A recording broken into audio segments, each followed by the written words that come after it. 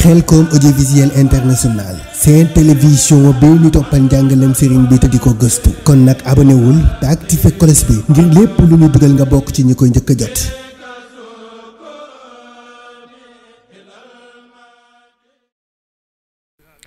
sëriñ bi nee na alhamdulilahi rabbil alamin jërëjëfati mu ne ñi ngi gën a sant bu baax di gën a gërëm ci taxawaay yi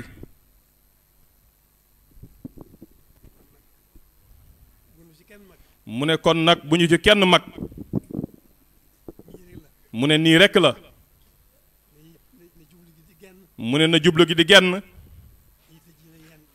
yitte ji nay yenn mu ne bu ñu ci kenn mag mu ne nii rekk la mu ne lépp mi ngi ci loolu mu ne jublu ji ak yitte ji rek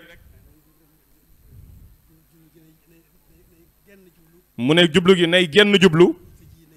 mu ne yitte ji nay genn yitte mu ne buñ sooboo ci woowu yoon mu ne suñ lépp biir ak bitt day defaru mu ne suñ lépp it day yomb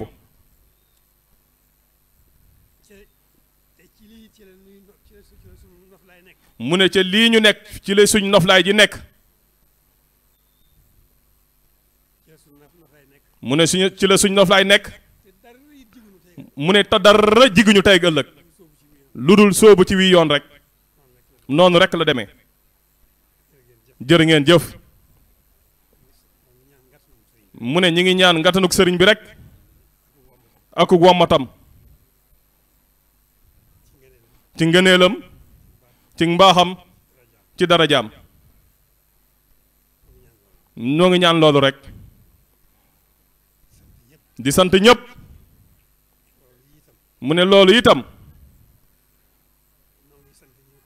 ñoo ngi sant ñi ñu ko bokkal ñëpp mu ne xam na ne ña ngay def seen kéem kàttan mu ne kon dañuy ñaan rek ngatanuk sëriñ bi rek ak wommatam jërë ngeen jëf na ñëpp tàll seen loxo bismillah